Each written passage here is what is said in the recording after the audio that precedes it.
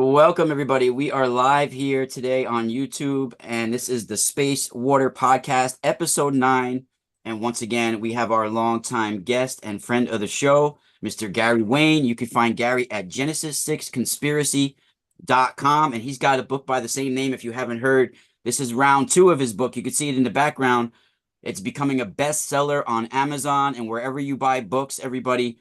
Make sure if you buy a book from Gary, and and and you feel inclined to do so, there is a place on Amazon to give him a rating and to give a comments about the book. So it really helps Gary. If you like the book, let him know, let Amazon know, and you can find it at Genesis6Conspiracy.com. Once again, we have a great title today: The Dragon Creator Gods and the Hidden Knowledge That Comes Within. Do they give divination within certain things to bloodlines like the I Ching or I Ching, however you pronounce it? Certain divination has been used within oracles, within certain bloodlines in various ways over the years. So we're going to be talking about various things today over our show. Happy 420 for everybody out there as well. It's Earth Day here in New York and the United States. And we're going to be talking about different things for divination. Does God use signs in the heavens like astronomy? Right in Luke 21, they talk about the sun, the moon, the stars are used for signs. We have a lot of times blood moons that appear on Passover and things like this. So are these signs that the universe or God uses to bring information to the planet? And are certain bloodlines using divination that was given to them by fallen angels, some of the stars that have decided to go against God and send and work with people on Earth? So we're going to be talking about this. Welcome, Gary Wayne, and thank you once again for joining me. Well, thank you for inviting me. And yeah, very happy to, if I can get this on the camera properly, that's the cover for the new book. And it is a large book. It is not as large as book one. It's only 84 chapters and it's only 760 pages. So I did keep my promise. It would be a smaller book. And yeah, it's off to a good start, and we'll see whether or not it has the same lasting power as book one did, because that's been out for 8 or 9 years, however long it's been out, and it sells more books every year. So I'm thinking this book will probably outsell book two, or book one, and you don't have to read book two, have read book one to read book two. But book one is designed to sort of pull in people from all sorts of belief systems and show the common history. Book two has a very much a target audience for Christians. But if you're a fan of understanding history from a biblical perspective, you're going to be shocked to learn of all the preternatural things that are in the Bible that talks about prehistory. So I'm going to go through in section 2, for example, the complete assembly of the gods, and talk about it, how it's discussed like in the Ugaritic texts or at Nippur or places like that, but also link that back to where it talks about the assembly of gods in the Bible, and that there's also a hierarchy for this angelic order, both loyal to God and opposed to God, and where they rule from. And I go through and I name those orders. They come out of the Greek and the Hebrew, so you can get an understanding of the hierarchy. And hierarchy is a Greek word that comes out of, Greek, obviously, for a sacred, assembly of rulers. And again, they're referring from their history to, the Olympian gods, whether it's the offspring gods before the flood or after the flood. I go through and define things that are essential for Christians to understand the Bible in the first couple of sections. And the second section was the assembly of the gods, both loyal and disloyal, and the hierarchy and the different types of gods and angels. And in section 1, I give important, and people may find this surprising that Christians need this kind of information, but they do. I go through and I define how the days of Noah throughout the Bible is connected to end time prophecy and why we need that sort of larger context. I will define how we know giants are giants in the Bible, if you can, but there's a strong argument that they're not giants. And even the etymology of the Greek, I'll cover that off. I'll describe the difference between Nephilim, Rephaim, and Gibborim. I'm going to deal with demons, spirits, shays, all of the sort of the disembodied spirit aspect, and also define that from a biblical, and also bring that in from an outside, biblical sources as well, just to show context.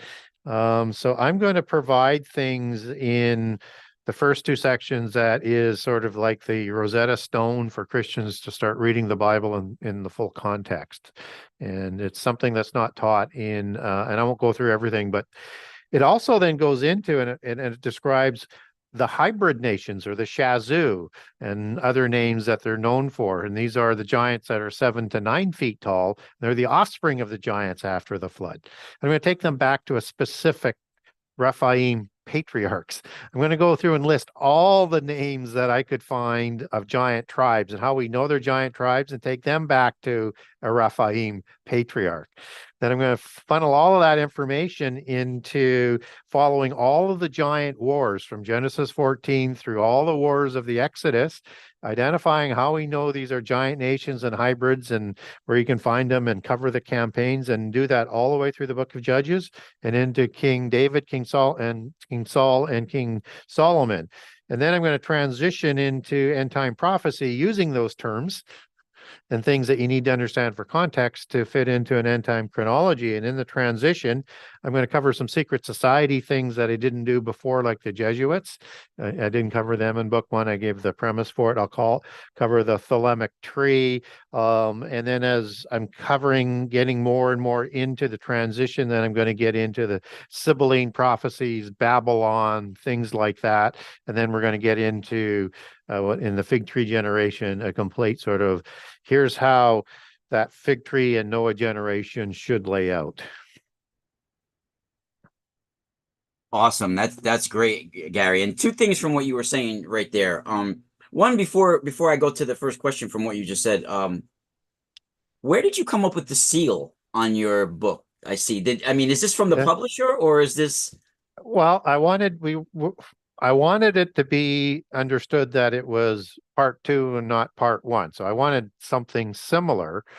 And so, we throw around some ideas, and it took a long time to get the first one done. And that's got a dragon seal on it, if you look at it.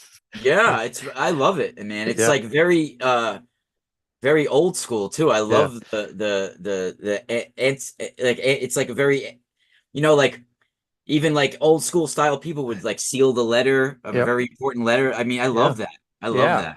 And so I wanted something sort of similar, but different, and a little bit more from that. We're going to talk more things from the Bible. And, as I say, book 1 is how the Bible intersects with outside Bible sources all around the world. Book 2 is how those outside sources interconnect into the Bible. But so there's just a balance in the difference of information, and it's not redundant. Like, there's only like minimal overlap where I have to, because I didn't want to be redundant. So this seal is based on sort of a coloring the background of a scroll, of an ancient scroll. That's why you have the jagged line in the middle. And then Nice. yeah, so we're throwing out ideas, and so I like the idea of the scroll, and I wanted something with a seal on it, just like it did, but this time I wanted the scroll. And again, you're opening the 6 seals of Revelation, right? That's what it's all about. So that's what that represents. And then on the book there are 7 designs of 2 shapes. One is a cup or a chalice or a grail or a bowl, but it says it's understood, and there's 7 of those, and then there's 7 trumpets in there as well. Wow. So you And got then you got to be around, because yeah, we need 5 more books out of you. 5 yeah, more seals. and then there's a book in the middle there, so you can take that as ancient knowledge or the Bible, however people want to do it. So yeah, I You wanted got to stay something. strong and healthy for us, Gary, and stay around for a long time, because we need 5 more seals from Uh, you. well, I'm working on book 3. I have book 4 in mind, but we'll see what happens. That's awesome. Another from what you first started, before we go deeper into our topic today, when you first started talking, you were talking about the controversy people still have with the giants part. Now, Yes. is one of the part that you're mentioning is that people think that they're alluding to the ancients being giants in wisdom and things like this? Well, some people will look at it as instead of their allegorical. height. I mean, Yeah. yeah, Yeah, they'll look at it from allegorical, and then there's that term that particularly comes out of the secular society, but more out of polytheism, is where the great knowledgeable people will say they stand on the shoulders of giants. So that's an influence moving into the Bible from an outside source, and it's meant dually because in polytheism it has more than one meaning, it has more than two meanings, it that's a great has point. layers and layers and layers of meaning. Um, so that's why, when I want to get a message to Christians that you can rely on what the Bible says, and you can't just sort of throw away what you don't like. I mean, you can if you want, you can believe anything that you want, but if you really want to understand what's in the Bible. So this the general thought is that the word giant from the Christian community, which is standard dogma, is an exaggeration, or the word giant doesn't mean giant. So, one of the things I do, and I managed to get it left in, is I covered off the etymology of giant out of Greek and how it connects into the Septuagint in a fairly detailed way. Because there's some people that will say giant means, it comes from gigantic, right? And that means earthborn.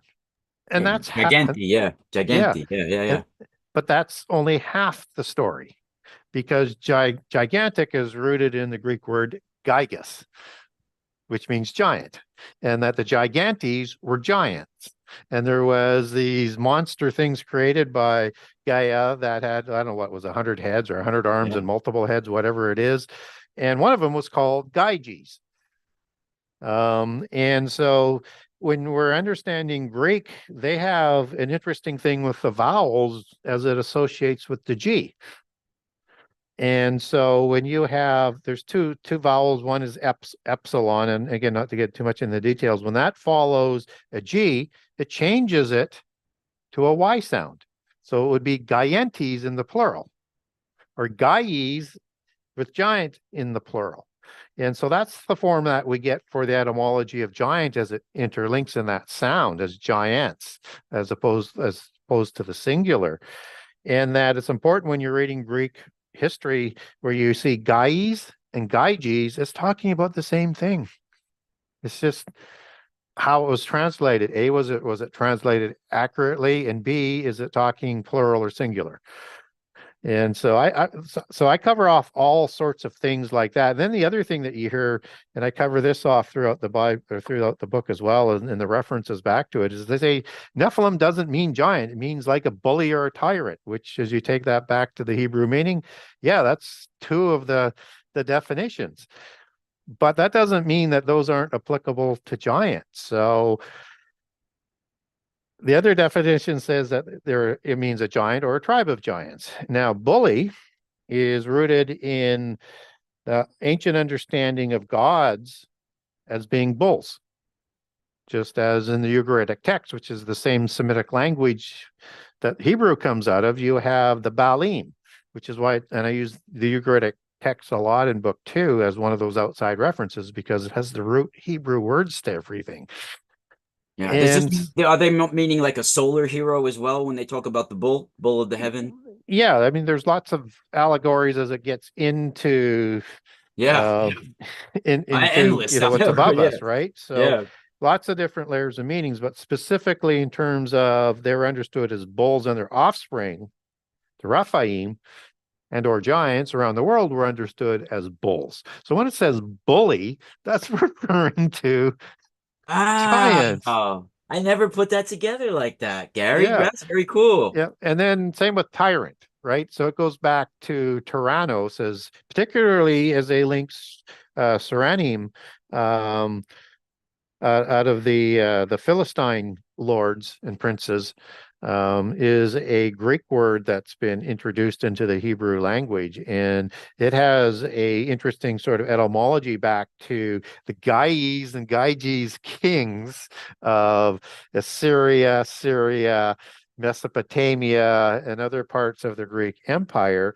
And these were giant kings, and they were called Tyrannos in Anatolian or Hittite, and in the Indo-Aryan and in Greek, they were understood as Tyrannos. And these were bloodline kings. The major one would be the Herculides, which is from Hercules as the patriarch of that dynastic line from Zeus and the female alchemy. So I do those types of things for Christians that when you hear this, and I don't say that in the book, but when you hear that, you've got a source to go back to and say, no, this is, and then I put the footnotes right on the same page. So, and there's a lot of information in the footnotes. So, yeah, I get down into the minutia, but I weave it into a story and a narrative as well, because you need to keep people sort of glued, but the information doesn't stop coming. So That's the best part about it. And I mean, and I mean, we're talking about some signs today through divination and yeah, in the sky, but nowadays that we're using it right through the media, and we've talked about it before. I mean, you've noticed too. It just stays right in line. Have you ever seen the very first movie? Just showing my daughter the other day. The very first movie of Disney was the Leprechauns and Darby Gill, yeah, yeah, right? And he has to go capture the King Brian. King Brian is the head of the leprechauns. He has to go yes, capture King Brian and all of this. And before he even did the movie, there was this black and white thing with Walt Disney where he visited this guy Patty O'Brien, and he yeah, told him about go capturing Darby Gill and all of this. And they gave the story of how the leprechauns were fallen angels right in the freaking show. yeah. It was good. The white fallen angels, the black fallen angels, they have a war, and the leprechauns, they were too small for battle. They took them off the battlefield, and they ended up picking a place where there's good whiskey and women and this, and they end up in Ireland, right? And I mean, think about this though. The very first movie, this huge empire that Yeah, starts, Walt yeah, Disney decides that is about capturing the king of the leprechauns, so you can get 3 wishes to get fortune. yeah. And you look at the Tuatha De Danann there, and they're the offspring of the opalescent ones, as opposed Yeah, to the shining ones, which they were. And they were called the fairy people, and that they're celestial mafia godfathers, as I would call them. the weed people, yeah, yeah, Yeah, yeah. Wow, yeah, yeah, yeah, yes. yeah, That's yeah, an interesting name. yeah. Came from other planets and created the Tuatha De Danann, and you have all of these other beings that they also created afterwards and were led by, and they're all rebellious, and they were led by one leader of the fairies that led that rebellion. So it's Whether it's yeah, Brian O'Shea or yeah, whoever. yeah, Yeah, that's it's really incredible how nowadays this is all stored. Oh, am I muted? No. This is incredible nowadays how this is all sort of re-emerging as we yeah. go into Aquarius. Well, and people should keep in mind that, Walt Disney, he was, some say he's a Freemason, and I think he was, and I think he rose up to be Rosicrucian. And the Rosicrucians were the ones who, as part of their agenda, and as a sort of a nexus point between the rising lower level of adepts and the purebloods at the top, who are initiated from childhood. Rosicrucians are part of their agenda is to keep their history, their religion, their genealogies alive. And so that plays right into his positioning. And if you look at Walt Disney, it's almost, I mean, it's not 100%, but it's like 90 some percent all occult history. Yeah, I Um, know you're in Canada, but did you have I grew up hearing in America here that Walt Disney's head was on ice or his body was on ice. I Did you grow haven't, up hearing that as well? no, I did not. I did not. That was the rumor here that he Yeah, was like yeah, cryogenically frozen. I know people in the chat room like to comment if you're yeah, here with me and you remember yeah, that. That was the rumor here in the yeah. States that he was I, cryogenically frozen. yeah, I would not be surprised, because if he was truly believing in what he thought was coming, that when that angelic technology took hold again, that if he was preserved, that they could preserve his consciousness or his Wow. brain or whatever, and bring him back to life. So that would suggest then that he also believed that he was, and maybe he was, more pure in the bloodlines than I would have thought. But that would tend to suggest that He thought his disembodied spirit Yeah. he would want to sort of have rebuilt or re-engineered through DNA reconstruction, whatever, his oikotarian for that dwelling place for his spirit. Yeah, he could have been impulsed to this sort of like, Yeah, like, sometimes you don't receive certain things in a telepathic way where you're hearing a voice, but you get this impulse to do something, yeah, yeah. There's you know? and again, people would say, well, if he did that, I mean, he was absolutely Looney Tunes. No, he believed in the ancient technology and the knowledge that once was here. And when you hear of and if people want to get it, I can send you the links on this. I think it was 2017 where Hillary Clinton was asking for information about what was found in Syria, and in reference to Gilgamesh and his sarcophagus and the technology. And so um, that tells you that thought that if they're interested in the DNA, what can they do with it? Like recreating dinosaurs with DNA, lost DNA, of the series of movies that came out on that, Jurassic Park. And that sarcophagus, and we've talked about this on shows, are thought in some um, you know, places of thought that those were used to heal. Like when they're designing these medical beds today, that's that angelic technology being developed in Yeah. that sort of direction. So, I mean, who knows? I mean, if the State Department this has a paper trail of the capture of this stuff, and Hillary Clinton is looking for more information on it, and she looking what why does she want that information? Maybe she's looking at how do I ensure I'm going to be Yeah. Like, shouldn't she be find worried some about sort the of national debt? immortality. Like, Yeah. shouldn't she be worried about like the national debt and certain things like that? And you're inquiring about some sarcophagus? Yeah. Yes. So Incredible. Yeah, I actually think that it's possible that like Egyptian mummification and sarcophaguses like that are just like mimicking sort of technology that they saw, and it's like a watered down replication, maybe. who do you think was replicating that? Like So, when we see like Egyptian mummification oh, right. and Oh, right. things like So that, they're yeah. sort of maybe replicating some advanced technology that they saw and Or we're taught. or were taught. Yeah. Yeah, and yeah, I think that's exactly what it is. I mean, so there's and in all sorts of aspects. I mean, this downplaying of the knowledge that the ancients had is absolutely bizarre, and that somehow the nation, somehow that knowledge was lost is probably what happened with wars and countries being overthrown and things like that. But I think both before the flood and then again after the flood with the offspring gods, that for a short time, when those fallen angels walked amongst humans again, recreated giants again, they probably, recreated a lot of the same creatures they did after the flood. And um, they would have also provided all of this technology that was there before the flood.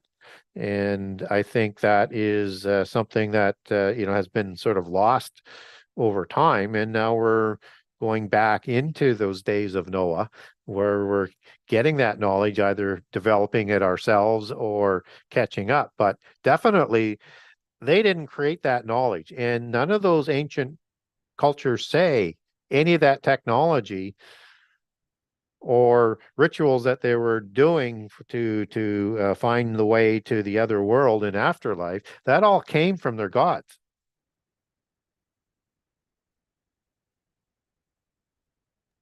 Yeah. Yeah, I mean, they say this about everything, even like the I Ching that we're discussing. I mean, they'll tell you that it's a heavenly book, Yeah, you know. yeah, It came from the heavens. It's some sort of heavenly book that's given to these ancient chosen sages. yeah. And one in particular, I mean, it has an evolution to it. So, I mean, the origin comes from Fu Shi. That's Fuxi, and he was a dragon serpent creator god of one of the three major dragon serpent creator gods that created everything. And the biggest thing he's a credit for, other than this she or this knowledge that he provides, the I Ching, is that he settled the chaos. So Wow. as in the same creation stories around the world where you have chaos, um, and then you have a separation of the waters and the earth is able to rise, and it's the same story in all accounts around the world. That's what he did in this belief system, and he was called um, also called Tian Wang, and he was the heavenly sovereign. And there's three heavenly sovereigns, just as you have three Brahmins, and that sort of three is Yeah. another constant around the world. So he's the heavenly sovereign, and Diawang or Shenong is the earthly sovereign, and Renwang is the human sovereign. And these emperors ruled in their in China, and it's really hard to get good access to information with the communists destroying a lot of the Chinese That's true. records, right? Yeah. But they ruled for tens and tens of thousands of years. So again, you get those reign spans similar to what you might get out of Mesopotamia. But again, you're starting to see a constant, or out of Egypt, when you have the reign of the gods, right? And then you have the reign of the demigods, and then you have the reign of the humans. Again, it's the same sort of story. There may be different time frames for how long that these people lived, but yeah, this is some very, very important technology that was passed down and developed by the Chinese. But again, this is the same story that happens all around the world, where the gods provide knowledge and technology. Yeah, and it seems that it's to me, coming from a Mediterranean background, and we've talked about the background that, my bloodlines, my family has as for me, it seems very similar to the Sibylline oracles, where not the sort of way it's divined, but like how you need some sort of middleman or some sort of oracle to tell you how to divine it, and to translate it for you. Yeah. And like just like they had to have the special oracle to translate, well, this one you sort of need some sort of I Ching master to reveal to you how to use it and how to, get the Yep. divination. Yeah. So I found that very similar in that way to the Sibylline oracles. And there was, I think, four main sages, right? Even Confucius that contributed to some of the I Ching or I Ching. Yeah, that's part of the evolution that sort of comes down in the I Ching. And so, and in there, everything is reduced to, and I'll just cover a little bit of that off. So everything's reduced to 8 trigrams. Okay. And it includes earth. The Chinese names, I won't give those: earth, mountain, water, wind, thunder, fire, lake, and heaven are the 8 trigrams. And this is sort of the basis for the understanding of how the cryptogram and the matrix of the universe works, is my understanding of it. And that it's geomancy or cryptograms that is encoded into the universe, and that's why you need the knowledge to be able to get underneath as to what's going on. So in about 1000 BC, you get the Zhao dynasty, and he creates some changes to the I Ching. Is that the And what Duke he, of Zhao? That's the Duke of yeah, Zhao? Yeah. yeah. I just read this book recently. That's why I also this one. This is I don't have that book. Yeah, Taoist master Alfred Huang. yeah. Yeah, so that's why I just Yeah. was interested It, in it because I just read this book. it I just finished interest it. Interesting they chose the word Duke, which connects back into the fairy kings and Aleph and Eliphims and elves and stuff like that. We've covered those off in past shows, but so yeah, he does some changes, and so um, he what he does is in and that's Emperor Wen, and what he does is he changes the the number of the trigrams into hexagrams. So Yeah. it goes from trigrams into hexagrams, and then and that's about 800 BC, where he moves it into 64 hexagrams. So the Zhao dynasty starts to make those changes in about 1000 BC, and it's called the Zhao changes. So the kings or the masters are going to change it, and then 64 hexagrams, and then in the Han Dynasty, in about 136 BC, in the lifetime of Confucius, he adds what they call 10 wings to that, and sort of gives it more of an explanation and a simplifying and understanding. And all of these hexagrams and trigrams are used in 6 lines in terms of their application of being used. So yeah, there's an evolution to it, but it was used for over 2,000 years as the essential guide to the universe, and also understood as in a philosophical sort of context, or they might call a philosophical taxonomy in the language of the occult and the occult scientists. And it just means it's a classification of all, and a philosophy that applies to all of this knowledge. So it's like combining the first 3 of the 7 sacred sciences, which form philosophy, which becomes the theology for the application of it. So it's a philosophy as well, and it's the yin and the yang philosophy. But within the philosophy, just as in the absolute in the Western occult understanding of it, this is powerful knowledge that has the ability to destroy the worlds, even the universe. It is that powerful when you get into access to that knowledge and technology. Yeah, and if you're just joining us, everybody, we got Gary Wayne from Genesis6Conspiracy.com. We're talking about the I Ching. And yeah, it seems like even in the book, they reference that it sort of is like bringing Chinese cosmology of heaven and Yep. human beings into one union. Yep. Yeah, and another thing that's kind of interesting is with the heavenly sovereign Fuxi is that he created 12 suns.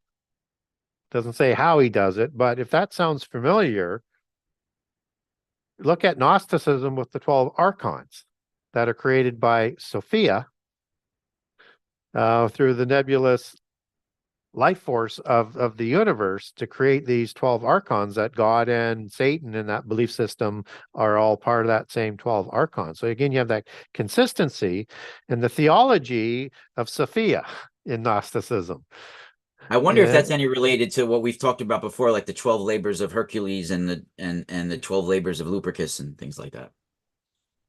Yeah, I think the labors are different than the 12 gods or angels, right?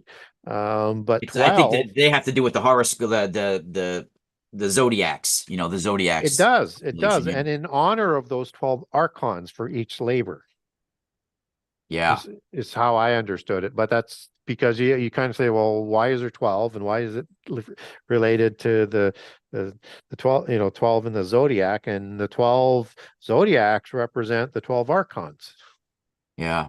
At one time they say it was 13, just like there's, the 13 spaces on the back of the turtle shell. Yeah.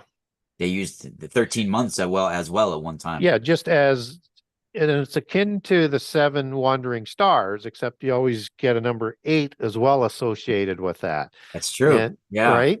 Yep. And that's the addition of, in the god of whatever belief system that it's in. So we would understand that from a Christian perspective as Satan, just as Satan sits atop of the assembly of the gods, just as God sits above his heavenly assembly, because he's doing everything that God is doing, or there are in polytheism equal rivals, depending on which belief system that you belong to.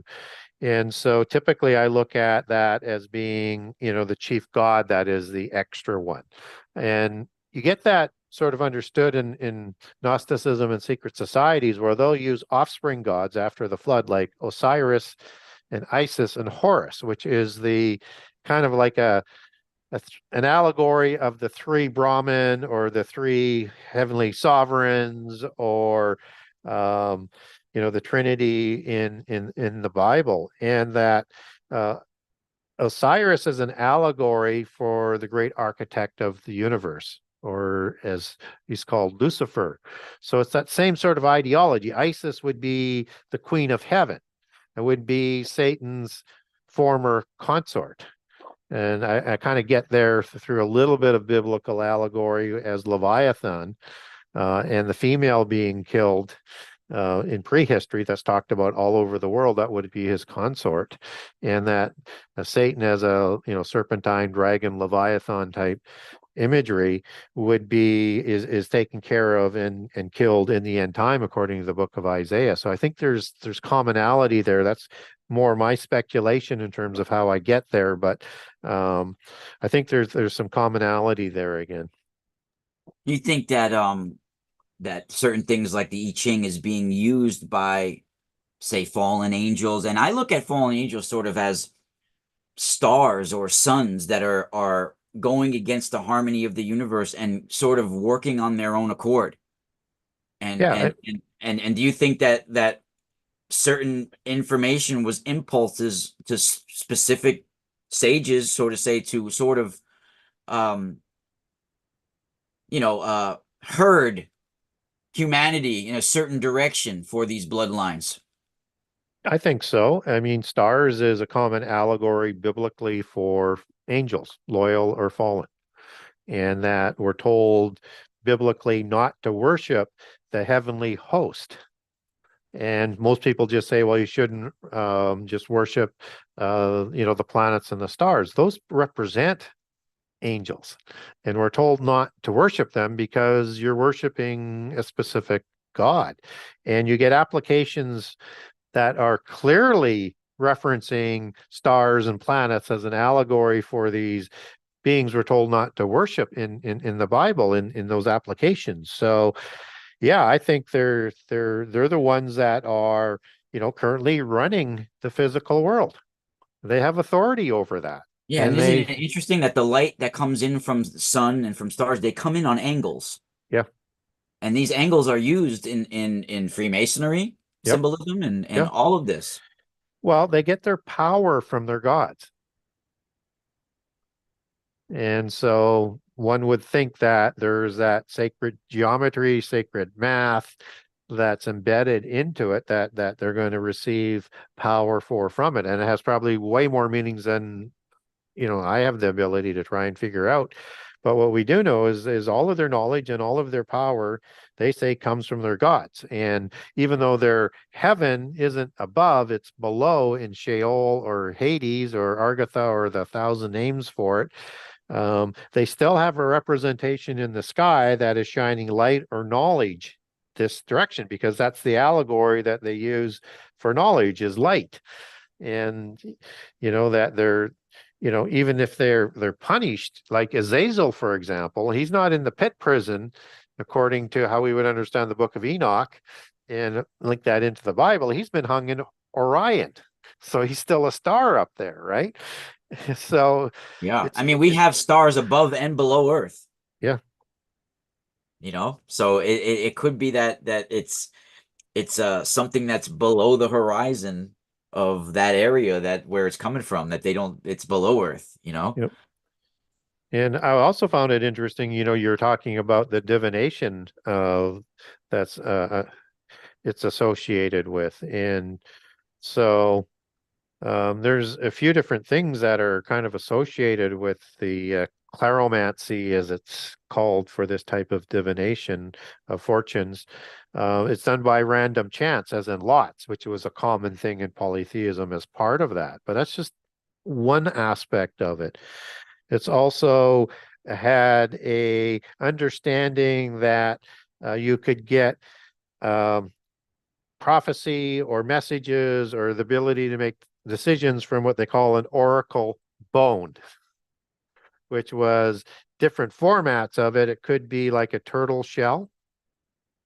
It could be as a ox scapula that Yeah. they would use for that bone, which kind of has a a shell type of look to it. And in some parts of Southeast Asia, they actually use seashells for that. And it's also associated with decisions being made using yarrow stalks for some I mean, yeah, reason. I mean the voodoo, they would throw them bones. You heard Yeah, the yeah, old throw them bones. They would throw the yeah, finger bones, hand bones out, you know. yeah. And that this teaching and this knowledge by going to the stars and understanding the stars, because it held, the complete knowledge and the fate of the whole world in it. And if it's a preconceived conclusion as opposed to a destiny, then you could know the future with a surety, as opposed to it may happen that way or may happen another way, depending on the choices that are made with destiny. And so this teaches the delight in heavens and the understanding of fate, and that uh, you can, and in doing so, you're going to understand the patterns of heaven. And that's getting now back into that geomancy aspect of it. So Yep. And yeah, that's it's very interesting because much. this is what NASA's doing, Gary, right? They're Yep. they're mapping out the heavens, Yes. patterns of the heavens. So then they would get into the development of this knowledge with the 64 hexagrams used with 6 lines for divination and discussions, and for foretelling the future, and to access the hidden knowledge. So both again, and that the more you dig into the geomancy, not only does it lead you into different portals, it leads you into the source of all the knowledge for the technology. And so this is a prophetic side to the I Ching as well, as again, as you talk about with the sibylline prophecies or other prophecies around the world. Again, there's two sides, a monotheist side to it, and there's a polytheist side to it. But they're all talking about the same kinds of things, and expect that type of collision in the end time again. Yeah, and it's interesting. There's a lot of synchronicity in what you were just talking about today as well. So listen to this one sentence that's discussing the I Ching in this book. Traditionally, King Wen is credited as being the author of Zhao One, the shortened title of the book. At the beginning of this century, most Chinese scholars still held the belief that King Wen rearranged the 64 Gua during the 7 years of his imprisonment by the tyrant of the Shang dynasty. Isn't Right? They're talking about the tyrant and him being in prison, the 7 years that he's in prison, and him coming Yep, up with the 64, yep, all of this stuff. Very interesting. yep. And he's Tyrannos, Yep. right? Yep. So the kings of China in the various dynasties, these were known as the sons of heaven, and they were given the divine right to rule by their dragon creator gods. And so they created this royal bloodline. And so you have two main families of that bloodline. You have Li for Li, different transliterations of it. And then you have Xi, Xi, which is the Western bloodline. And it all comes from the Shah dynasty, that was created by Yu the Great, as I recall. So, yeah, well, Emperor Yu the Great just shortly after the flood, circa 2200 BC. So I'm not sure whether or not. I mean, I would think these giants were created right after the flood. But I think when you start to have humans from Babel spreading around the earth, then you start to get more numbers, and you start to see the sons of God, the sons of heaven, sons of the Shemaim, as we would understand that, Ben Ha Shemaim in Hebrew, or the ones that produce the Nephilim. It's the same story, and so then they're going to intermarry with humans because they're going to have a fertility issue after the flood. Not so much with ovaries and sperm, but the inability to produce women. Yeah, we've discussed this in the I found that very interesting too. And it seems that um with different bloodlines, different things were impulsed in different communities Yep. or shamanistic cultures are generated, and I think it's directly from the signs that are generated through the Yeah. heaven and the people that are being broadcasting and receiving these signs, and then you have these different shamanistic cultures being generated from this as well, and all of this.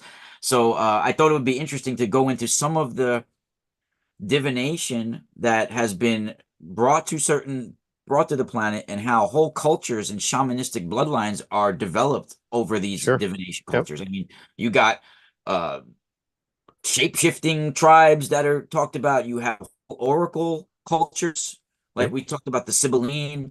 You have the Blackstone, the Mesa, and all of that traveling with those cults. So, and of course, you have the sacred flame temples where they're Yep. keeping the sacred flame of the Vestal Virgins and stuff. Yep. Yep. Where wherever you want to go with that, we can even talk about during the eclipses and things like this is where some of these shamanistic cultures do their rites, and we Yeah. have one in the Slavic called the Nuroi. Yeah. And one of the things that's common is you have a recognition of constellations and star patterns and association with angels and gods worldwide. But one of the implementations off of the science of astronomy, as I cover in book one, is an add-on to astronomy, which is astrology. And it was that type of knowledge that was being applied, whether or not they had enough skills or ability or not, to be able to find out about things for the future. So you have that connection with astrology. The problem is there's a lot of bad, in their lingo, a lot of corrupted astrology, as opposed to legitimate astrology, which I'm not sure what that would be based on, but maybe it would be like this understanding of the Ching, and in terms of how to go about and doing it. Yeah, I think So that's what the 12 labors of Heracles or Hercules might be. It's like preparing and aligning the destiny of mankind with those 12 yep, constellation or zodiacs. yep. Certainly has a lot more than mean to the meaning than the surface does. That's for sure. Yeah, yeah, it's incredible. Yeah, I mean, one of the cultures too that I've been fascinated with hearing about, and it's talked about in the Mediterranean in Yeah. different names as well, but in Slavic they called it the Nuroi. And Oh yeah. Neuroi, you've heard of that? They were like shape-shifting hounds of heaven. They describe themselves as. They describe themselves Yeah. as gods, Yeah. So warrior. yeah, this shape-shifting understanding, I mean, we understand that the gods can shapeshift. Most people, they can take a physical form or they can have a spirit form, and they can choose any form that they want. So, Zeus as an offspring god, he would take the form of a wolf at times. So this is if they could do this, and if they reproduce, which is a common legacy around the world, including the Bible, then that DNA would pass on that kind of ability to be a shapeshifter or a changeling. So some people think even the descendants of the Nephilim, even to this day, have the ability to hide how they really look. I don't know whether that's true or not, but we get shape-shifting beings that are under the larger sort of Nephilim understanding as offspring of the gods, and as they show up like leprechauns, for example, who also have a shape-shifting capability, and a lot of the elementals have shape-shifting capability. Yeah. And again, these elementals, which include the three fairy little ones, but also the salamanders, again associated to earth, wind, and fire, and all things that sort of line up with occult doctrine. Um, they had the ability to, and they were all not only the shapeshift, but they were all offspring of the gods as it comes down through the mythology and the history. So, but there's something different from them than the Nephilim or the Rephaim, and they're smaller, and or they're chimera-like, and so there's, to me, there's some of that angelic technology that might be going on to create different types of beings, and a hierarchy of the visible ones. And so we should be very, very aware that this changeling capability is something that um, you know is a common understanding in these types of beings, and that they can change in instantly, and they can go invisible instantly. We don't know where that technology comes from, but it's likely part of their DNA, in my opinion. Yeah, yeah, no, I would agree with you on that. And it seems that during certain times of the year that equinoxes, solstices, that this is sort of Yep, activated, and this is the yep. time for those rituals and times to dive into those realms. Yeah, and that's, again, written into a lot of the lore. So when we talked about Zeus creating turning into a wolf, he's the one who turns King Lycian and all of his family into werewolves. And when the moon comes out and whatever power that exists with it, they'd go into that werewolf kind of form. So that's a changeling type of scenario, and it's passed on by a god who could change forms. So I think that that would be very possible that it's connected to the stars and the Yeah. alignments and things like that. Yeah, So, and most of these tribes, they're doing mantras uh, specific times of the year to specific stars, and they're using these low guttural metered tonal chants. yep, yeah, You know, like zoo, zoo, zoo, zoo, zoo, zoo, zoo, things like that that open up certain frequencies, you know. yep, Yeah, it's and it shifts reality. Things change, things shift, and that's the time. This is why also during certain times of the year you have tribes, even in Bulgaria, walking across the fire and not burning their yep, feet. yep, You know, it's like there's a shift in frequency and change and some kind of shift, and things are being channeled at that time. And I think that this is very dangerous because information that we don't fully understand is being impulsed to us and sending us on a course that wouldn't be normally our course, right. you know. And it's puppet There, strings that yeah, are and it doesn't matter whether or not we believe it or not, and it doesn't matter whether or not you're, monotheist or polytheist. What's important is the people believe it, that are utilizing it, and they're saying that, there's reality to their belief systems. So we should not be so dismissive of such things, and we should be trying to critically analyze where and how that works. But again, it's tapping into that ancient knowledge that they were taught, and they were taught this in these cultures by the gods. Again, all of this isn't something they created. And they were passed on knowledge on how to do things. And, that chanting can also create portals as well in some cultures.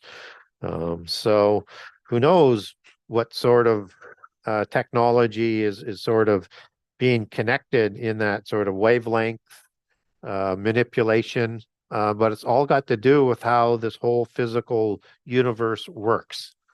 And there's laws for everything on that.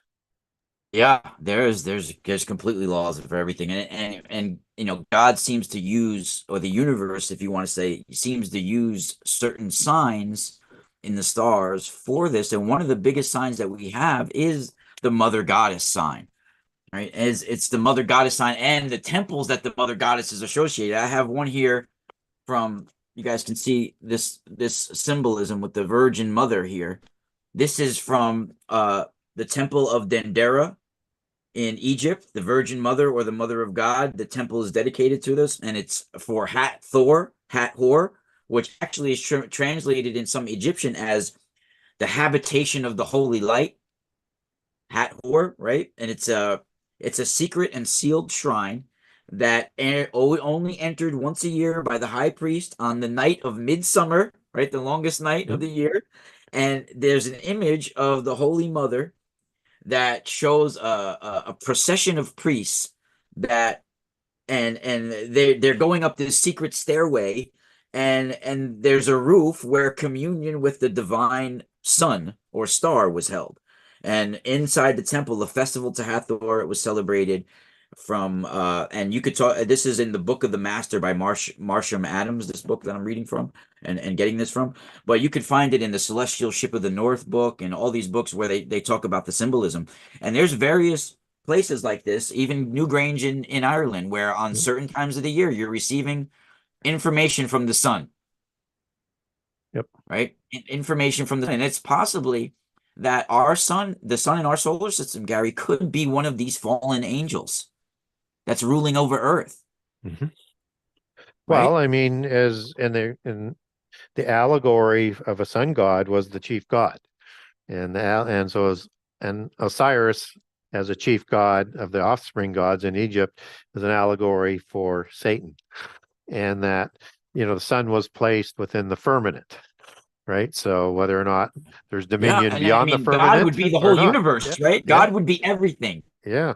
So the sun So would just be like a little general of God, yeah, or one of the yeah, one of his and this generals or something, yeah. one of his, and yeah, one of his disobeyed fallen angels, and he could send light to the planets in any form. The light can appear as men, it could appear as anything. Yes, and in the understanding of this, and understanding that the Ching interconnects with this understanding that there's knowledge everywhere, and it is sent through multiple universes instantaneously through quantum entanglement. And again, all knowledge that we're starting to see being developed. And define that particle called the Atman particle in the Hindu belief system, or the Atma particle, is the source of all knowledge.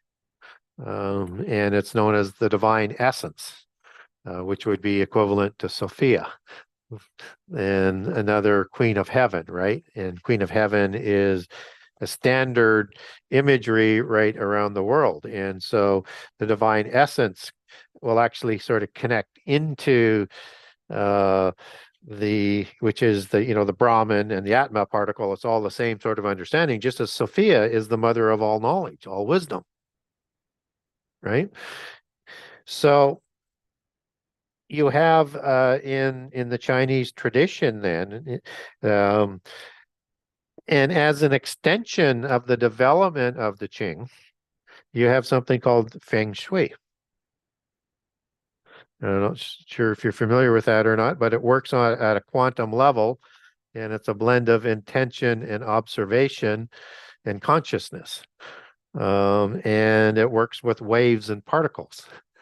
So is some of the chanting and things that you were talking about, and that the universe is a fabric, not matter, and energy and information.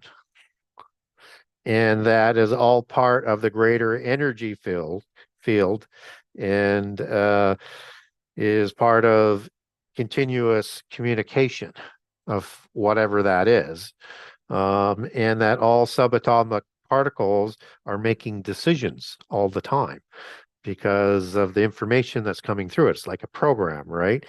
And that these subatomic particles at the quantum level are communicating all of this to all the other particles, again, intersecting with the Atma understanding and quantum entanglement understanding as we understand that today, and that everything vibrates with its own consciousness. That's Feng Shui, and that is really the same doctrine as the Atman or the Brahman.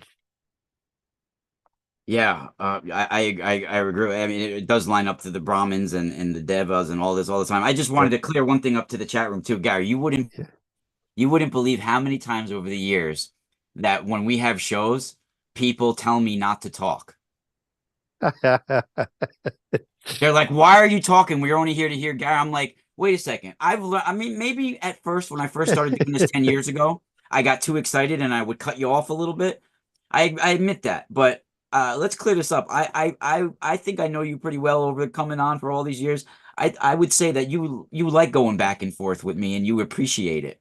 Yeah, I do. It's about, understanding common understanding around the earth and presenting it back. And yeah, I mean, I'm here to contribute, but you're not like the normal kind of host.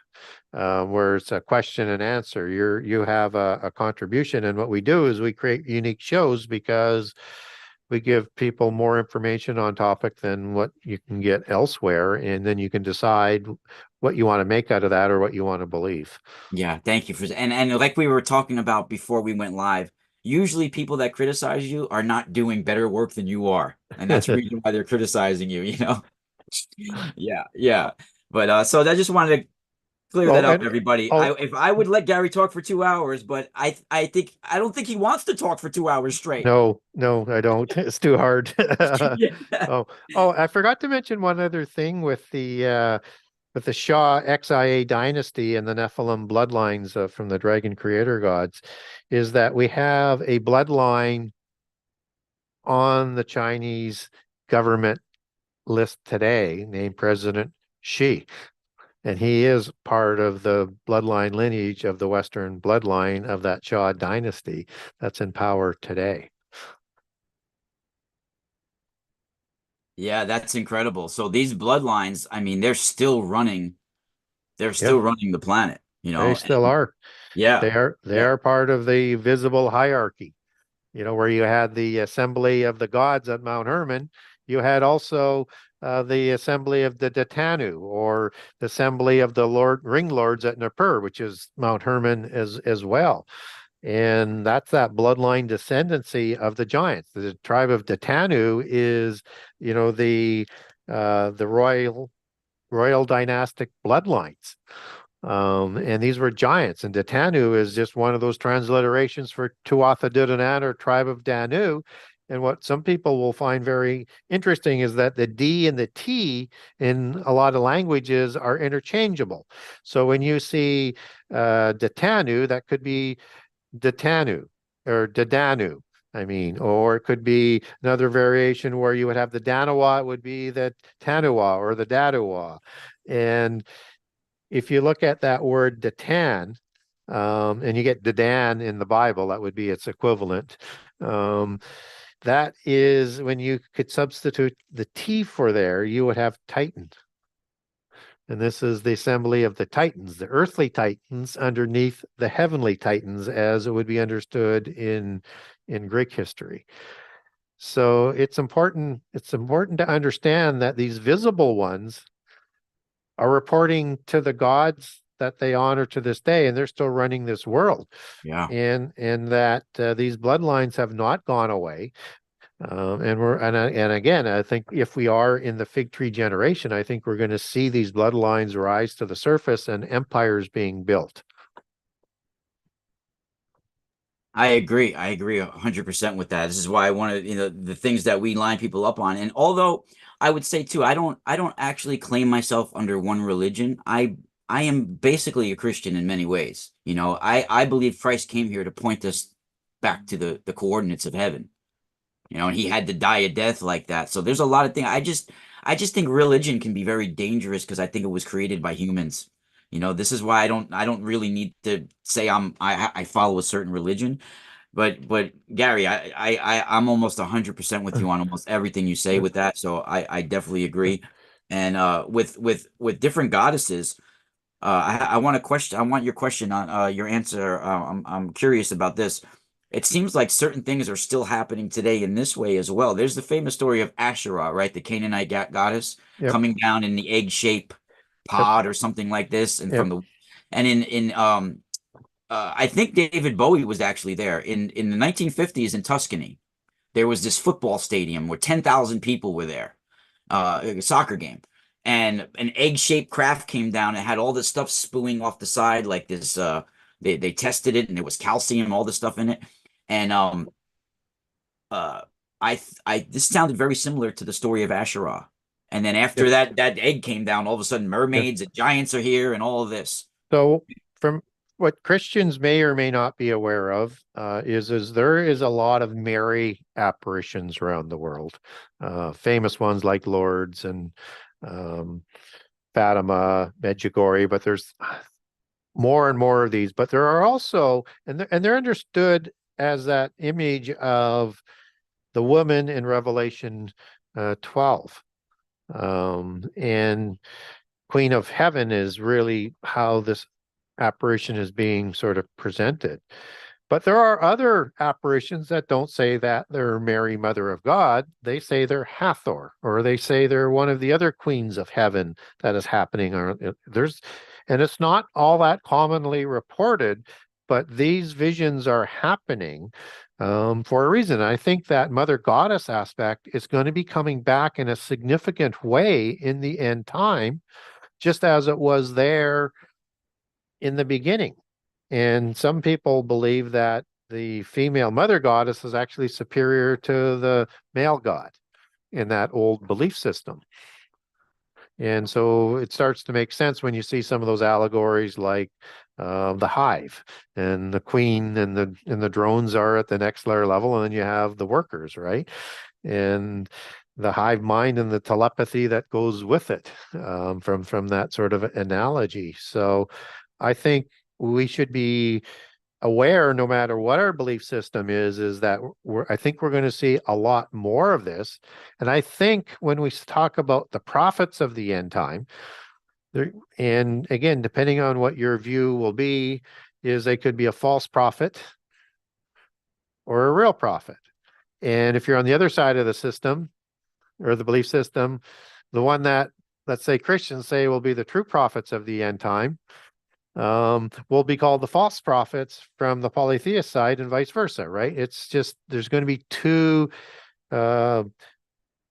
belief systems that are going to be coming together. And right now, what you're seeing is the process of collecting the pantheons around the world back to the original pantheon. And to understand all of the polytheist religions as sort of a branch of that original polytheism. And I think you're going to see that through these types of visions and prophets, whether one considers them false or not.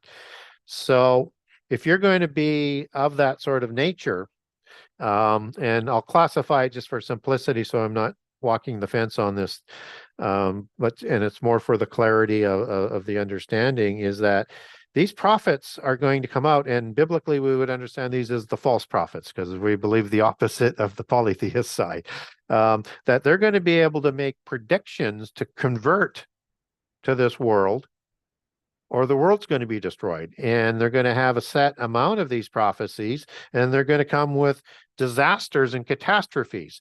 Now, if they had access to the knowledge of the Ching, to understand the universe and the things that would happen, then they could predict some catastrophes and show them as signs in the sky. I think we ought to be prepared for that because most of the world's going to be caught up in all of that. So I think it's important that we understand from a Christian perspective what the other side believes, and there's going to be some prophets from the monotheist side as well. But the prophecies that I would say that would come from the monotheist side won't be the same kinds of signs and prophecies associated from the polytheist side.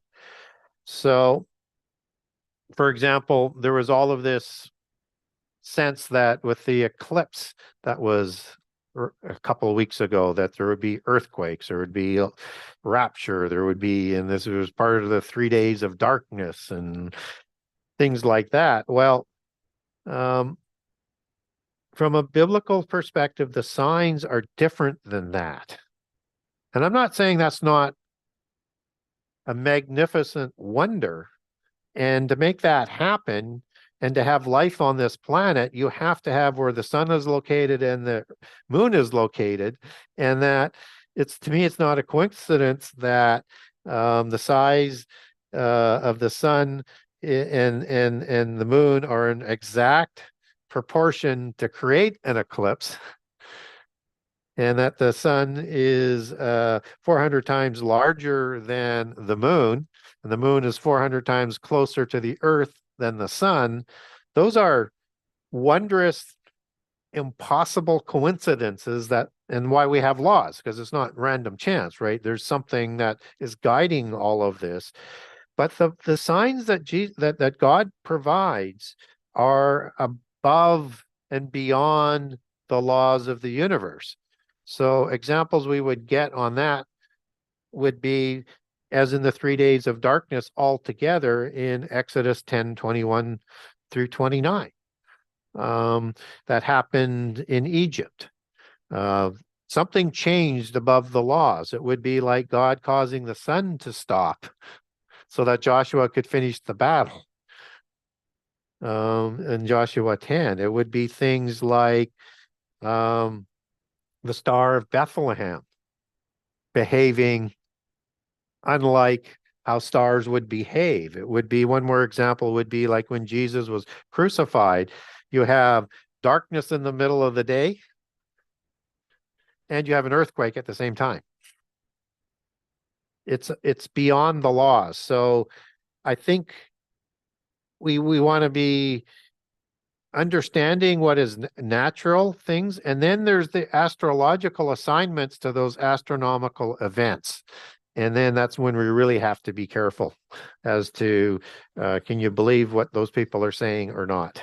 Yeah, and you know what you see, it's true. And but you kind of see a repetition in various cultures, although the information isn't perfectly aligned. But I mean, there's one famous prophecy that has to do with the stars and signs in the heavens that I feel my intuition showed me what it was. God showed me, Gary, and it's the blue star Kachina of the Hopi. Now, people have heard this prophecy. I'm interested in your take on this, and if there's a biblical application to this as well. The blue star Kachina prophecy talks about how there's a blue star that's currently far away off, that's invisible, that will become visible and cause chaos on Earth. And they talk about how it will remove its mask in the plaza. Now, what's interesting is that we have things called quasars and blazars, right? Mm-hmm. In the middle of a galaxies are black holes that spew out gamma ray bursts of light, Yep. right? Some of them, and the universe is supposed to expand. So the light of those gamma ray bursts are usually red. But when they start heading towards their observer and become visible, they shift from red to blue. And a blazar is something that is heading towards its observer, in our case, Earth, and it would be a blue gamma ray burst coming from the center of a black hole. And you think about a galaxy, the plaza would be the center of the black hole. It's the plaza, right? And it's removing its mask to the uninitiated children, which is my opinion, Earth. We're the uninitiated children. And what's the purpose to the sign? They talk about the blue star Kachina, that there's a star far away off that's invisible that will become visible. And when it becomes visible, it will bring World War III on the planet. It will bring radioactivity destruction on the planet. It will bring the world under one nation, under one. I have the actual prophecy here. If people want me to, I read it on my last show I did last night. Just but it's go to the Book of the Hopi by Frank Waters if someone wants the prophecy. I basically gave you the meat and potatoes of it. They talk about the blue star Yeah. removing its mask. Yeah. So yeah, so that, I mean, and that could be probably predicted from the knowledge of the universe if you had access to that, which, so again, I think that would be one of those things that's would deceive even the elect if that were possible. And we've been warned that that will be possible. So if you are, and if all of that were to happen, and that was from a polytheist sign as opposed to one sent by God for this time, then there's a distinct difference in terms of the timing.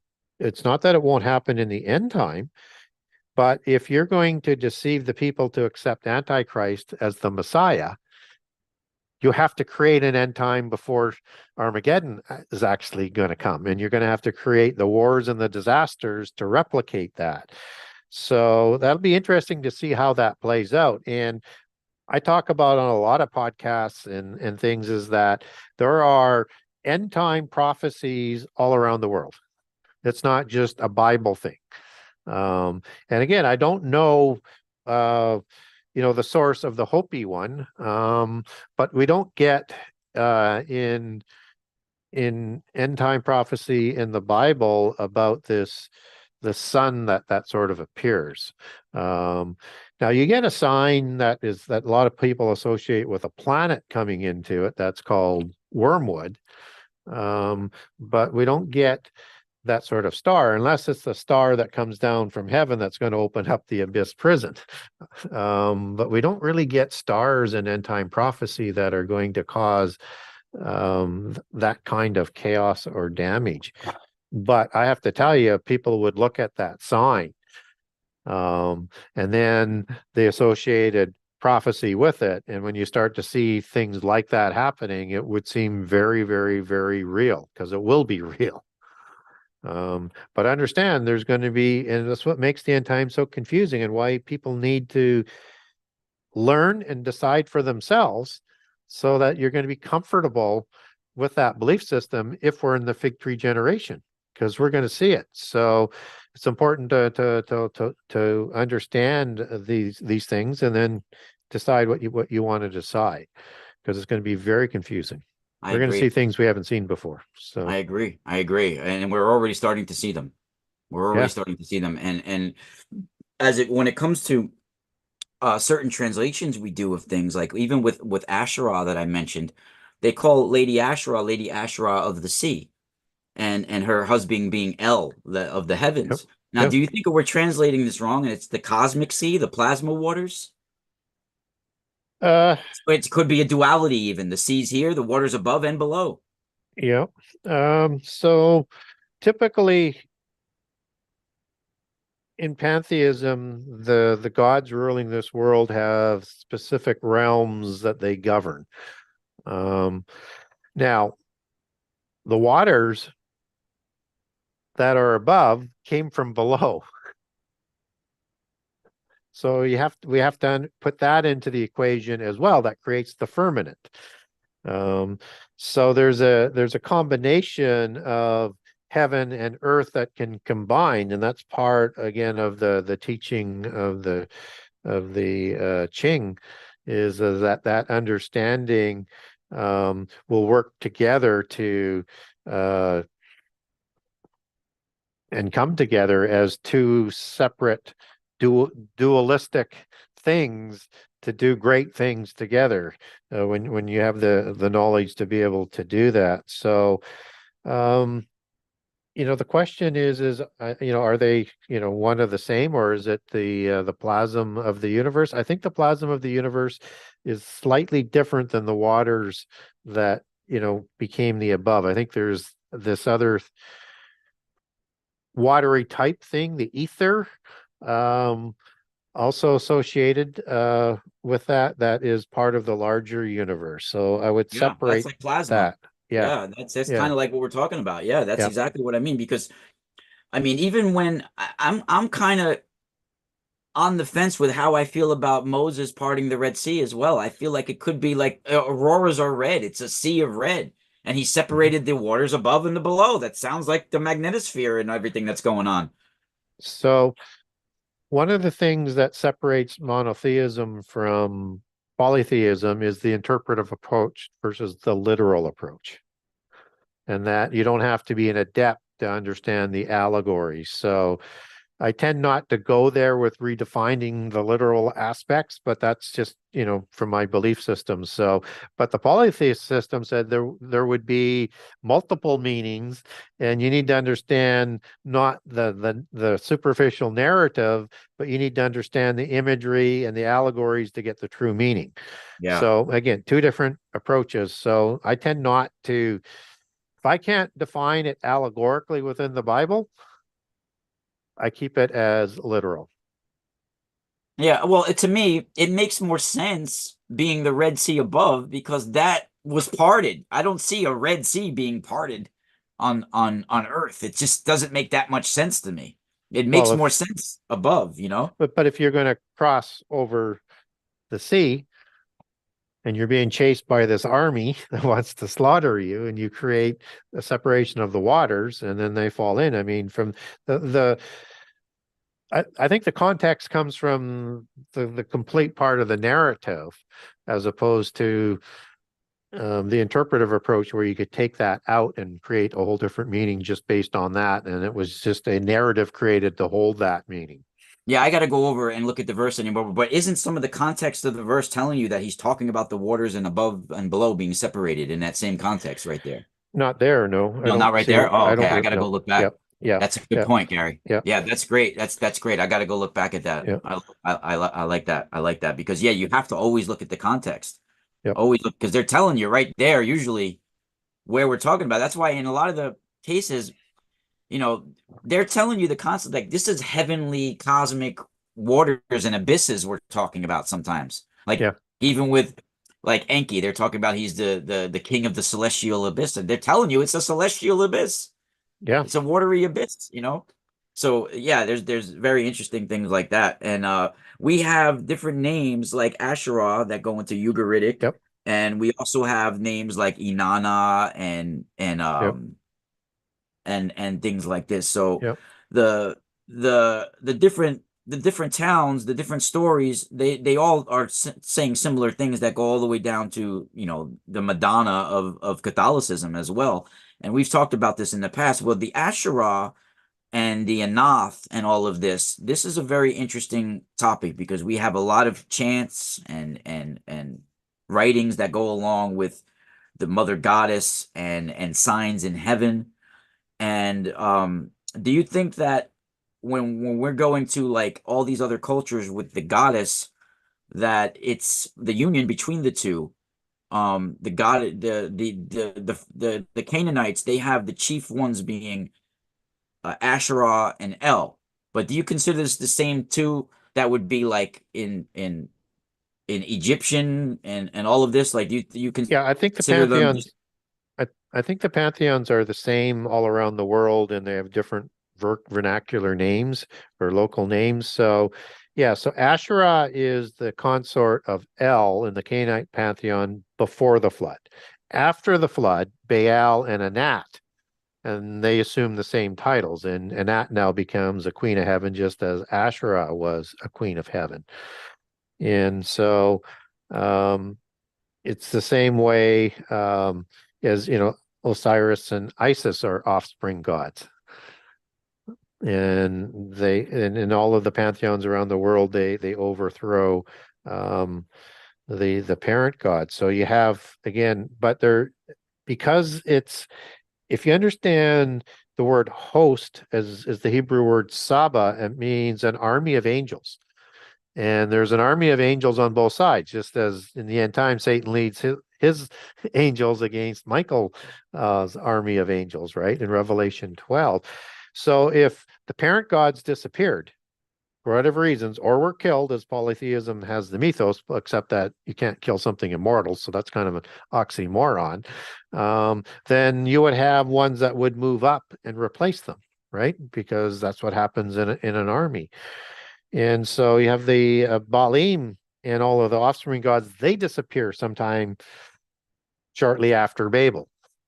And other gods would move up that continue to run the assembly of the gods even to this day. So, yes, I think understanding that and understanding that it's the same pantheon around the world with just different names, you can now look at, gods like Inanna as queen of heaven, right? And then you have other queen of heavens that were before the flood in the Sumerian pantheon.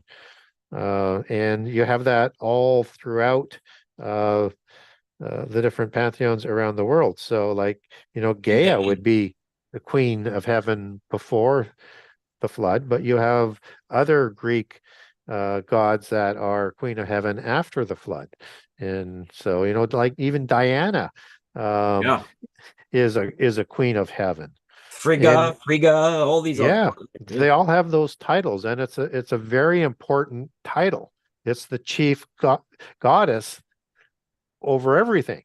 And even though it's thought of as an allegory for Isis, in that case, as with Osiris, it still has that representative power. But there is one chief god and goddess over the pantheon that sits above everything that was in the original sort of state.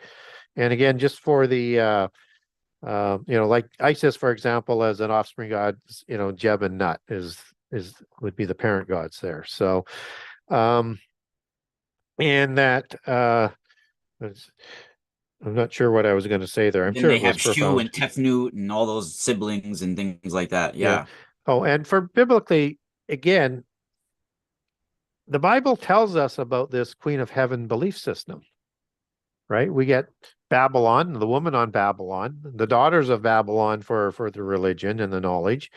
And then we get the Queen of Heaven that shows up in Jeremiah 7:18 and in chapter 44 and verses 17, 18, 19, and 25. So we understand, and they're sacrificing cakes to the Queen of Heaven at that point in time, some of the Israelites. So this is again that one of those common heritages that we ignore at our peril, or when we start to see this reappearance of this Queen of Heaven, providing all sorts of knowledge and other things that she will bring. Lilith would be a Queen of Heaven.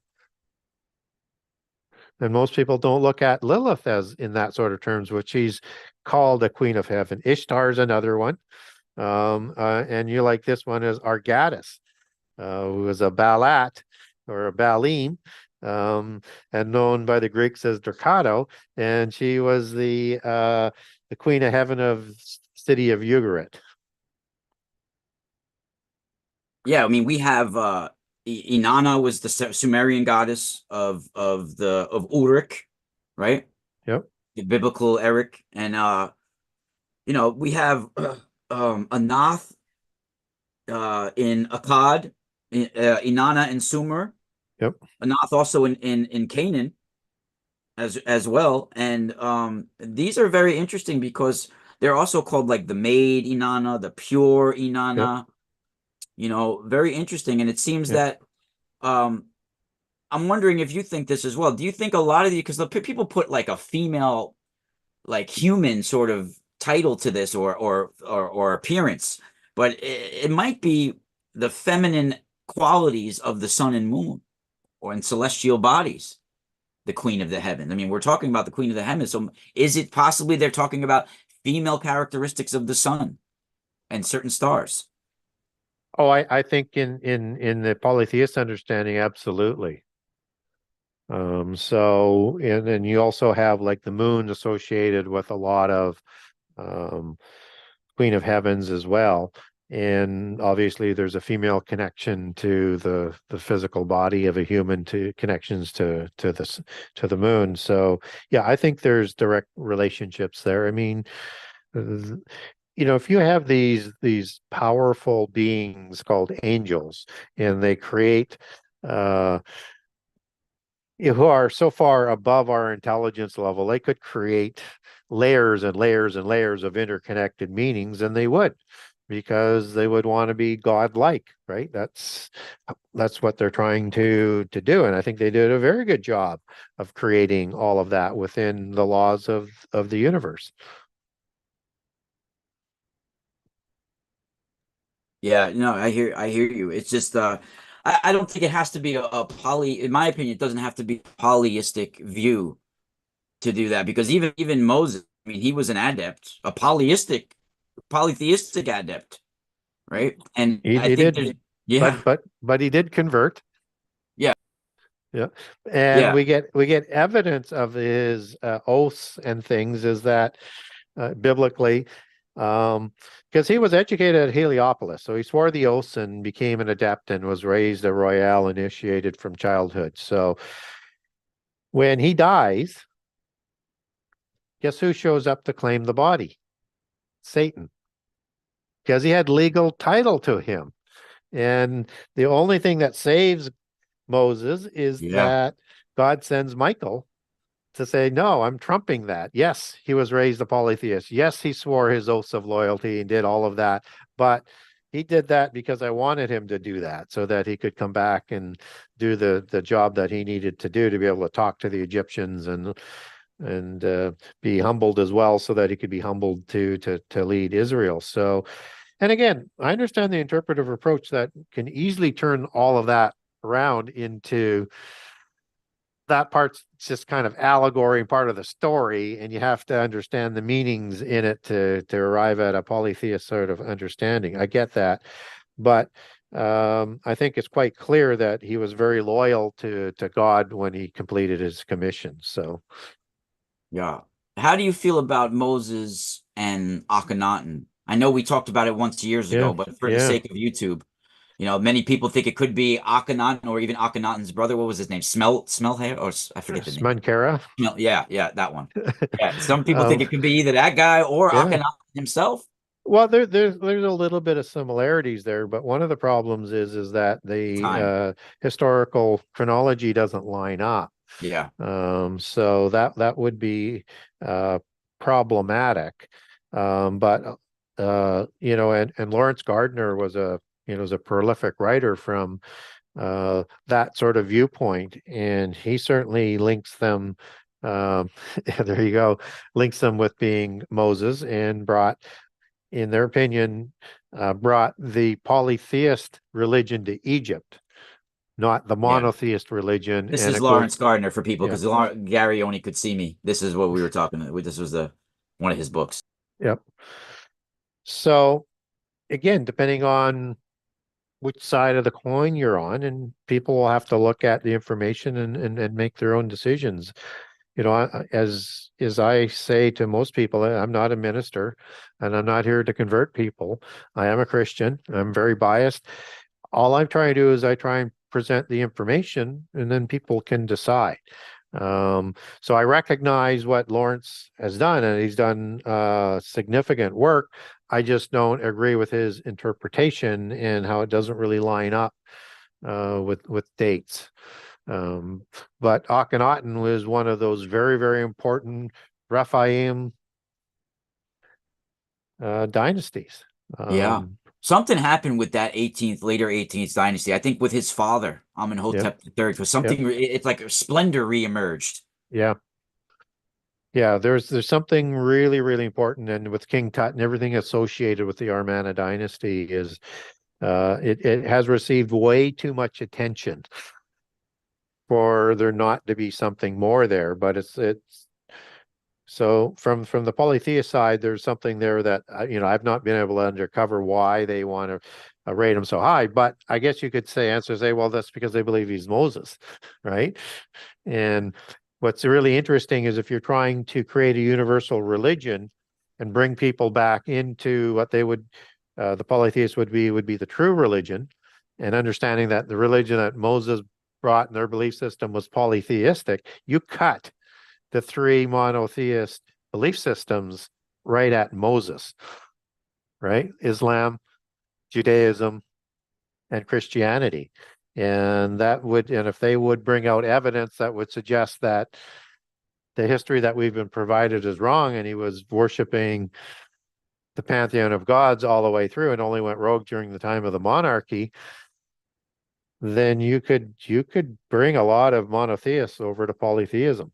Yeah. I mean, did you think it's possibly that this is why the I Ching and various divination techniques have been given to us by so-called Nephilim or even Vedic bloodlines to change the course and fate of mankind? Yes, yes, I do. In fact, That's intense. Antichrist, in Daniel 10, in the book of Daniel, Antichrist says he wants to change the times. So yeah, that technology is there for us, and we see that sort of, developing as we speak. So, we talked about kind of the binary sort of ideology in the yin and the yang of the Ching, and that is the basic philosophy for our binary system for computer programming, right? And so another reason why I think that we're living in an age where we're seeing the return of the angelic technology, and it's going to continue to develop in ways that we can't even imagine it. So to try and imagine what the mark of the beast is, it's a developing sort of technology from a Christian sort of perspective. And that the binary system represents in that belief system the two duality opposites, but you can use those infinitely to create whatever algorithms and things that you need to write computer programming. And that in that belief system of the binary system, that everything is connected, just as they believe everything is connected in all of the universe. And that they have with this ideology that they're developing is something they call EA, and it's called evolutionary algorithm. And they call it the great idea, and it's an acronym using I from I Ching, divination, then E for evolutionary, and A for algorithm. And it's being designed in its philosophy and with this multi-dimensional quantum crypto science and geomancy, levels I can't even talk about or explain very well.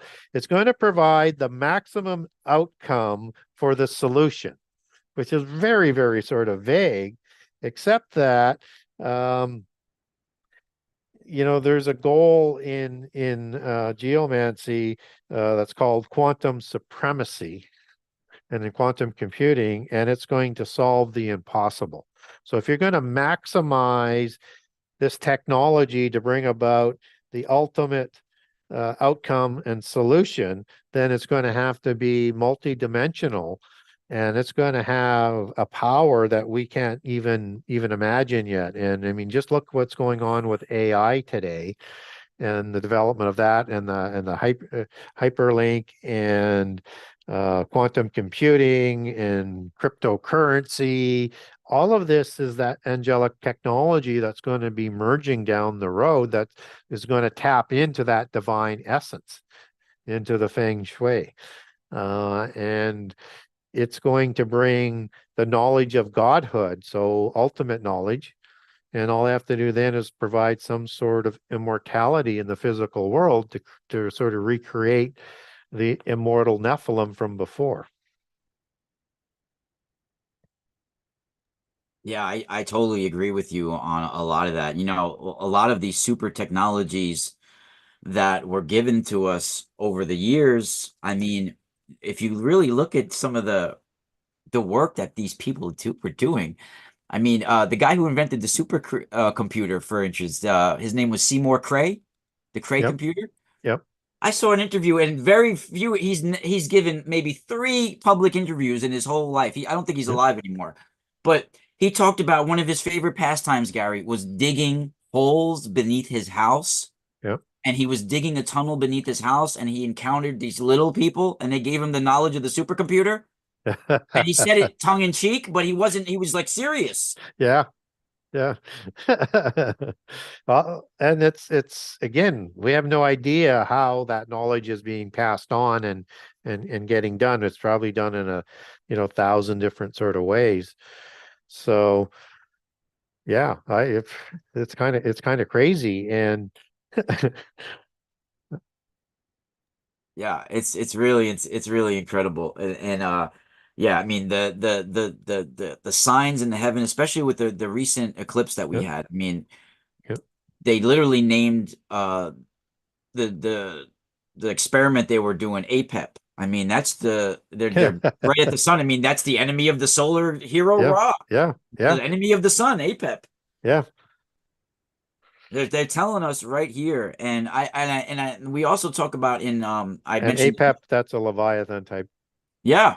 creature Yeah. in Egyptian Yeah. mythology. Yeah, What's interesting too is that on the night side is in the magnetosphere is the magnetotail, which stretches out like a dragon yeah, across Earth and yeah, swallows all yeah, yeah, the light coming from the sun, and that's how yeah, we get Aurora. So that could be talking about slaying the dragon. yeah. Story So could be talking about that. when the New Testament talks about signs in the sky, especially in the book of Luke, that's going to turn faces pale and things like that. You can imagine some of those celestial things that you're talking about that Yeah. is just going to just send sheer terror for a whole bunch of different reasons in the end time. We should expect some of that. We should expect that the people of the ancient who hold the ancient knowledge will be ahead of this and front and center with it, and will be utilizing it for their own agenda. 100%. 100%, Gary. I want to thank you. We've been doing shows almost 10 years now. Next year, 2025 will be 10 years. We've Wow. been doing shows together. Yeah, 2015 was the first time. And it's been a pleasure. I'm looking forward to doing more shows with you, everybody. Once again, this is Gary Wayne from Genesis6Conspiracy.com. He's got books of the same name that you see in the back with those amazing seals on them. And Gary also is a person that you can contact privately on social media and he'll respond and send you free info.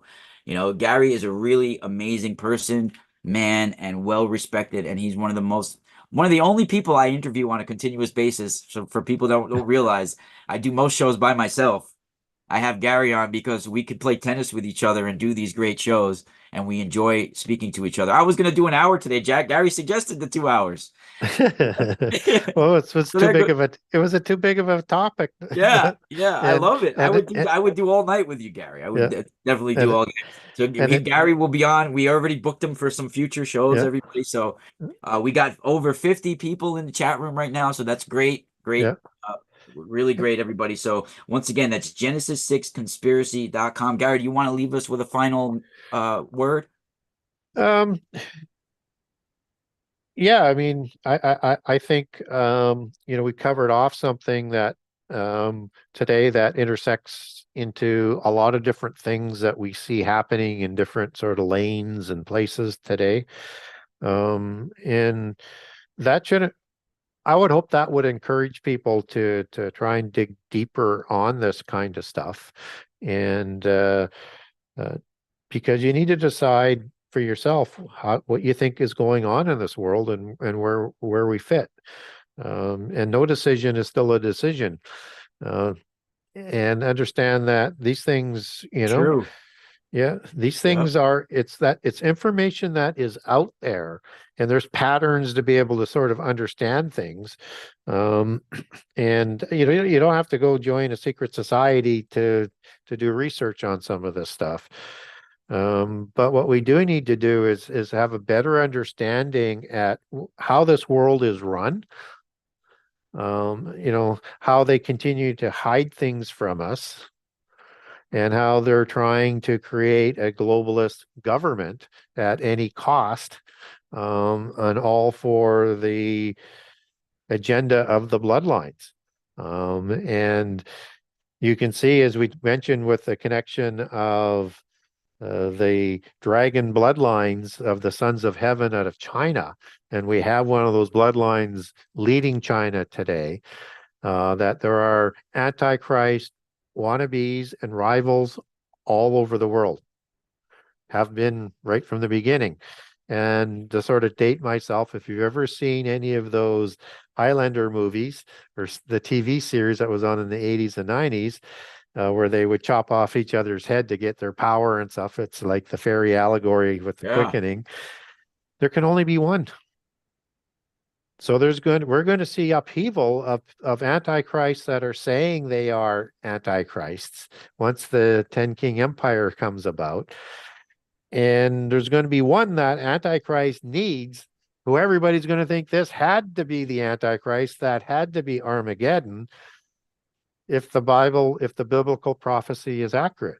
Imagine like King Og going around taking people's heads and be like, "This you. There only can be one." He's chopping Yeah, off heads. There can yeah, only be one. yeah. Wow. Well, but they used to chop off armies of giants' heads by the tens of thousands to make sure that they would stay dead.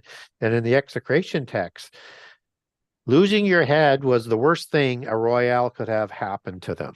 We even say it today. Don't lose your head, buddy. Yeah, exactly. And to make sure that some of these, because in the dualism, you have white hats and black hats, right? And they're kind of have their own rivalries, worship the same pantheon. But if we now keep in mind that beheading will be coming back with the introduction of Antichrist realm, he's going to be trying to get rid of any rivals and bloodlines and make sure they stay dead. Yeah. Yeah. That's a great point. Yeah. And maybe the next show we could talk about the Ark, because people are talking about that in the Yep. chat room as well. Yep. Okay. Yeah, we've never done a show on the Ark and different ways of translating the Ark of the Covenant in different Yep. places it could be. Yep. Some people don't even think it was a physical object. Yeah. So we'll see what happens. Okay. We'll see what happens with that. And Gary, once again, it's a pleasure spending time with you. Love spending time with you, my friend. And have a good night and good You too. weekend. It's been a And pleasure. we'll talk to you soon, everybody. Yep. Genesis6conspiracy.com, the one and only Mr. Gary Wayne, everybody. Christian contrarian and well-known best-selling author right here at themysticalspiral.com and exploring the Ka with Ra Castaldo on YouTube. Once again, that's Genesis6conspiracy.com. Take care, everybody, and be safe. Take care, Gary. Thanks. Spiral